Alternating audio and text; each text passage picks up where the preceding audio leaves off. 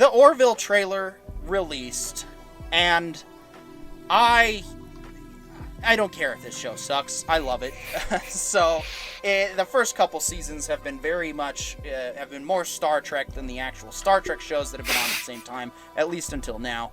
And I am absolutely enthralled with this. But, Corion, why don't you go ahead and start us off with this? All right. So, I mean, I think to give people background on the Orville who may not have it, initially Seth MacFarlane had made a bid to take over running Star Trek when Star Trek was in its kind of lull time. And, Paramount kind of laughed him out of the room. So I guess he rolled up his sleeves and said, you know what? I'm going to make my own. And I'm going to make it funny, and I'm going to make it lighthearted, and I'm going to make it optimistic. And, I'm going to have it wear its heart on its sleeve. And that's what he did. And we've had a mix of everything from the absurd and just plain silly in the episodes to deep thought-provoking themes. I mean, yeah, we had an episode where, one of the main characters was, it was his time for his yearly urination, right? But then we've also had an episode where I would argue was on par with Best of Both Worlds and Next Generation, which is really one of the high watermarks of Next Generation's run. Without giving too much away for people who may not have seen the Orville yet, one of the main characters is faced with having to go home and finding out, and the rest of the crew finding out, that his people are not exactly the most up-and-up people that everyone thought they were. And his feelings of isolation and alienation combined with the crew now not being sure if they can trust this character. And everyone kind of pulling together and finding solutions to the problems at hand by doing the things that you would expect a Starfleet crew to do. Reaching out to an enemy, thinking their way through a problem, being occasionally a little sneaky in order to get things done. These are all pieces of what classic Trek fans have wanted, and we're getting it. And we got it with the Orville. And, it's absolutely fantastic. I am thrilled that we're getting a third season. I really hope we get more after this. I think it's super important that, we watch this and make sure that we send the message that the Orville is worth having on air. That's my kind of take on it. I love the idea of the captain and the first officer previously having a relationship, but no longer having one, and still trying to make that work. It really feels like one of those classic, sci-fi setups for a really good series, because not only are we seeing them work through the problem of the day, but we're also having them work through previous relationship problems that they now have to solve and figure out how they're going to deal with it, right? We have a character, we have several outsider characters that are brought together from the mutual feeling of, hey, we're all on this ship together, so we got to make this work, right? And even if we are vastly different, even if we are, extremely outside the norm, we do have to make this work. One of the other things that we get to see, look, Next Gen, TOS, all of them, it felt like human history, human culture stopped at, I don't know, just about the Victorian age in terms of, movies and music and everything else, like theater and music and everything. The Orville, there are some aficionados that are like, there's an episode where they find an iPhone and these guys are just enamored with it and think this is the coolest thing ever, right? We get guys who have never heard of cigarettes that are fascinated by the concept of, you get super addicted. Yeah, I just now remembered that episode. Oh man, that was funny. Dude, I think it's so funny. Myself, I loved that episode. I thought it was hilarious. I really feel like the Orville is what the Lower Decks attempted to be, even though the Orville was that. But I always like especially just the way you just painted it, Carry-On, is and even the way Seth MacFarlane painted it, if you were to say that the Orville is within the Trek verse and the Enterprise is the flagship, cream of the crop, best of the best, obviously you're gonna have 1 or 100 Orvilles in the fleet, and none of it's like, it doesn't break anything, because like he does handle the future's problems with a future mindset, does deal with his ship according to a captain's, like he has a captain's policy, he has a captain's rule book, but then at the same time, he's not Kirk, he's not Picard, he's not Pike, he is Seth MacFarlane on the Orville. Oh, maybe that's the character I should have demonstrated with, was my Ed Mercer cosplay, because I even fly the updated 2409 Discovery with that character out of spite, and it is called the USS Orville. Nice. Yeah, no, it's. I'm probably gonna. I might have to do a stream for that as a promotional before the show starts. Yeah, I absolutely. I loved this show when I first heard of it coming out, and right out of the gate, it starts out very strong. I mean, by episode 3, it took a modern day. It did exactly what Star Trek has always done. Okay, here's the thing. Here's the reality, guys. Star Trek was never woke. Star Trek was progressive. Star Trek definitely ruffled feathers. But here's the thing. Gene Roddenberry did his message with respect to the audience at all times. And by respect, I mean he just simply had characters on screen doing things. And that's exactly what the Orville did, especially in episode 3 when they decided to kind of address the transgender situation by having a species that's all males. But as it turns out, females can exist there too. And so it deals with that situation in its own unique way. And it really...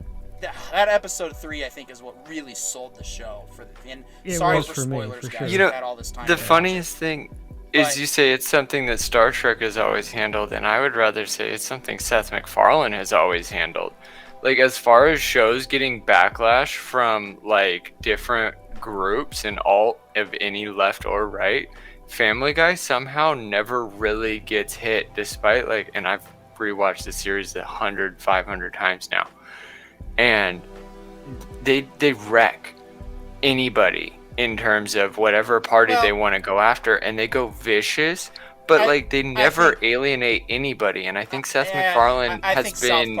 I think South Park does a better job of that. But yes, South Park is much better at actually capturing the vision of the moment, but Seth MacFarlane is very good at hitting anybody he wants and never getting pushed back. He did a better job of it doing it with this show, because this was a platform where we got to see the more mature, grown-up Seth MacFarlane. And that's exactly my point, is I blame this on Seth MacFarlane more than I blame it on Trek. Well, because he's a Star Trek fan. Let's thread the needle a little bit. If I would argue that woke, or woke programming, carries a certain level of, it's not about posing an issue and hearing, what the issue is about. Being woke is, to me anyway, more about, this is the problem, this is the solution, accept it or be screwed, right? And this is why I'm right, not asking the questions, right? Mm-hmm. The best in sci-fi poses the question, poses a theoretical solution the author has come up with, but ultimately leaves it to the audience to decide how they feel about it. And that is what Seth MacFarlane does best, is he lets you sit, he provides, here's the issue, here's a hyper-exaggerated part of that issue, here's what I feel the solution could be, but ultimately, it's up to you, society, to make that call. And that's, I think, what he does best. Chris? And I just want to add one thing onto that. Is one of the major things that he does is he has the willingness to actually draw out the exaggeration that a lot of people will drag out. And that's like what you said, Parker, with the whole transgender debate. Well, what if the entire gender only relied on one side of the species? And he doesn't tell you how to feel about it. He doesn't end the episode with, this is why the world is better, as if we're all nice because Starfleet said so. Instead, he's like, this is how the characters felt at the end. how do you feel? You're a character yourself, audience member. Yeah, Shay Bean in the chat, teach us how to think, not what to think. Exactly, and that's the difference between current modern Trek, which is finally kind of moving away from that, at least with Strange New Worlds, versus what we've seen. So, Chris, why don't you go ahead and share your thoughts on Strange New Worlds? It's been a second since you shared. Orville. Right. Other Strange New Worlds. Straight up, I'm just more excited for the Orville than I think I've been excited for anything in at least the last 5 years. It's one of my favorite shows of recent times, especially the second season. Just escalated on everything that I loved about the first, and I agree. The first couple episodes when I first watched it, I was like, okay, this is funny, this is cool, but I kind of wonder. And then the third episode hit, and it's just like everything came together, and the second season built on that, and now it feels like certainly from what I understand, he has all the more freedom to do what he wants to do.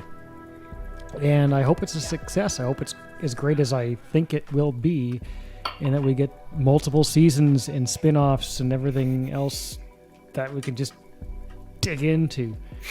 Yep. You know? No. Make sure you utilize your accounts. Make sure any friends who have their accounts to at least, try to get them to watch at least once. And if they don't like it, they don't like it. But definitely we want to get as many people excited about this show as we can. And there's absolutely all reason in the world to be. And I think, I think what we're going to see, because this show in particular is booked solid for June now. Between Strange New Worlds, Kenobi, and this show, we already have our June planned out, which is nice. But I think we're going to see if we can have, two competing Star Trek shows that try to put the same ideals, or some of the same ideals and concepts forward. Because, Strange New Worlds is a bit more snarky than I would like to see for a Star Trek show, but at the same time, that's room for that show to grow into its own thing. Okay, the first season of Next Generation is not that great. The first season of DS9, Voyager, they all take time to find their stride. So, Strange New Worlds gets at least one season from me now. I feel like that is more something that, and this is something that our show definitely strives to point out, is who's at fault for the rush, like who's at fault for the hackiness more than anything. And in this instance, it really does feel like it is the C-suite. Like, it feels like the executives are Googling what the biggest problems are in the world and then demanding that their products deal with them to, Barney us through it. But the thing about Barney and the thing about any educational show is that first you have to find out what the problems of today are, where they came from, where they're going, and then it's already tomorrow. So you're already talking in the history. And so you need to take the time to let things happen, figure out what happened exactly as it happened, and then write a story about it. Don't try to write a story about right now as it's happening and expect a quality end. Like, you're just going to butcher everything. Sci-fi, you got to be more ambiguous, to an extent. You can't just write a show. You're absolutely right, John. You cannot write current time stuff directly. That's why Discovery fails. That's why Discovery is not going to be remembered in the long run, because it focused way too much on exactly what Shabin said, teaching us what to think, telling us what we're supposed to think. And it doesn't. It didn't have respect for the audience the way that Strange New Worlds has started to have a bit. And it's not so much just a disrespect for the audience so much as it is an attempt at, look, we're right here right now. We exist too. Like, you're on your Facebook, now here's your sci-fi version of your Facebook. And that's stupid. That's not why we watch movies. It's not why we read books. It's not like all forms of story platforms, anything that gives a story, it's not about right now. Yeah, sure, it's about today in the grand scheme, but more like if I'm a writer and I'm going to write about right now, what I'm talking about is between the last 27 years and today. And that's right now for me. That's not today, like this week in the news. they discovered that there's a microorganism that might be able to survive in space, so let's make an episode about how that microorganism saves the Discovery. It's too fast. It's too convoluted. It's contrived. The part I've taken from it is that when you do that, you get something that is very much 2022, for example, and then in the 2030s you're like, oh, that's really 2022. Whereas if you target things that are timeless, you get a timeless movie. Yeah, it is. It's a lot of time. Like archetypes existed in Homer's time, existed in Shakespeare's time, exist today, and the music of Homer's time, meh. The music of Shakespeare, meh. But archetypes, we're still writing stories about the hero's journey. We're still writing stories about everything an archetype is: the protagonist, the antagonist, the mentor, the mentee, the abyss. We all try to find new ways to redefine Dante's Inferno, Dante's Divine Comedy as a whole. Like, it's good, structured story that then becomes the rule. And that's why Discovery falls, is because it thought it could abandon structure. And it's like, you can abandon known structure, but you still have to have structure. Every engineer, every architect knows that. It's a similar hubris that Star Trek Enterprise suffered too, to the point where they took Star Trek out of the title to try and reach a wider. And then they had that theme song that grows on you over time, but man, that first episode was rough. That's why Orville, whereas Orville's the best of both worlds. Orville can try to be like Star Trek sometimes, but it doesn't have to be, because it's not limited to the product. And so, but at the same time, it goes back to what I was saying about Strange New Worlds. If it wants to diverge into its own Star Trek product in the end, I think at this point, we're probably better off. Go ahead. Shabin says we're still writing stories about the gods and the heroes. Absolutely. Absolutely. And that's what most, like I said, there's certain people out there who have the opinion that certain stories are just rip-offs of other stories, and that's when I'm like, you know what? It all goes back to that. Every story is a rip-off of that first tale told around a campfire. And that's just how we define our generations, and how we can choose to define our generations. It's even shorter than that. Every story is a rip-off of the first story your parents told you. Whichever one of those stories excited you the most. Like for me, Narnia is the most exciting story I've ever read. And that was a writer who danced around 9 different elements of time as he wrote one conclusive, saga. And that to me is now how I view stories, is like, write all 9 at one point and then eventually write all 9 all together. Yeah, I mean, Plato said in his works that there's only about 42 stories that actually exist that mankind will ever tell other man. And you know what? Okay, but that doesn't necessarily mean that your interpretation of those stories is not valid and is not true. And what you take away from that story could be something completely different than someone has ever thought of before. So tell those stories, right? I'm fine with somebody going, hey, Best of Both Worlds was, absolutely amazing, or The Drumhead was absolutely amazing. Let's figure out how to explain this in a different way to a modern audience who may not be familiar with that original story, but I can explain it to them in a way that fits their, current era, because the theme is timeless. Because the theme is universal to the human experience. And having that universality makes it approachable. Well, and the biggest and greatest thing about stories is that it's not so much that we need to relate with our own experience. It's that you need to tell it in such a way that we can imagine being in that experience.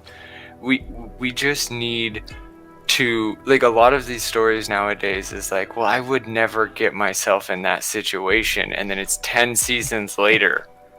Like, that's why we don't relate to your show, is because we would never have gotten caught up in episode 1. Whereas, like, the good shows, the ones that live forever, are the ones that are like, I could see where I would make that flaw. I could see where I could make that mistake in every other episode, every third episode. And that's the whole great, like, the beauty of great writing is eventually you learn from all these shows to the point where it's like, I can't relate anymore because I learned everything in episode 1 and season 2 and season 3. I kept learning. I don't know who you are in real life, but you've definitely dropped some seriously good points in this chat, and we thank you for it. Stories help us relate to other people's experience, and that's exactly what it comes down to. Mm-hmm. You know, I personally, do I disagree with some of the woke ideology and the woke message? Of course. I'm not going to hide that fact. But I don't disagree with their right to tell their stories and their right to have their opinions. Here at The Writer Brothers, our primary goal with this show and this network and this brand is we want to restore respect back into discourse. And this is hopefully going to go beyond just pop culture and maybe into other stuff that needs to be, because at the end of the day, you know, we are our ideas, we are our perspectives, we are our experiences, and that's what we share on this show, is our perspectives and our ideas on stuff we love. And we promote stuff that we like, and we call out stuff we don't like. Now, we're not always going to be in agreement on this panel, and that's perfectly okay. I don't want us to be. I don't want us to be a yes man show. I don't want us to turn into... like I said, I feel that some of our other pop culture friends are starting to, whether they realize it or not, become a woke antithesis. And by that, I mean they're just as toxic, just, being anti-woke. Now, I don't say that to put them down or to make them feel bad. I say that as a warning. The same way that Strange New Worlds episode 1 is a warning to society that we need to figure out our differences by yelling at each other, not killing each other. That's the same thing that I'm basically saying here, is like, guys, it's if you don't like something, then stop talking about it. That's all you have to do in the end. We can gripe, and we do gripe. We griped about Halo. I'm not going to, say that I don't gripe about stuff. Of course. But we only griped about it for one episode. Exactly. One segment of one episode. Exactly. We're not going to come back to it after the finale. We're not going to talk about it and other stuff because it's not worth mentioning anymore. We don't like it. We moved on. That's that. If you like Halo, especially anyone watching this, great. I'm not going to say you're terrible for liking something. I want you to watch my stuff too. I'm not going to make you feel bad for watching my stuff because of what you like. Exactly. I'm going to tell you what I like. And I would even go to Petey, your point of, look, I would argue that the primary woke story that we see the most is female character, not in a great position, told she cannot do things by whatever group, does the things anyway, and has wonderful results, and everyone loves her for it. I would make the argument that has been done really fantastically in the Terminator franchise and the Alien franchise, and it was done in such a way that it was universally loved. So those stories can be told really well. It's not the terrible, story itself. It's the execution that maybe we have an issue with. Yep. And the theme is still good and valid and important. Hey, sorry guys, got to cut you off.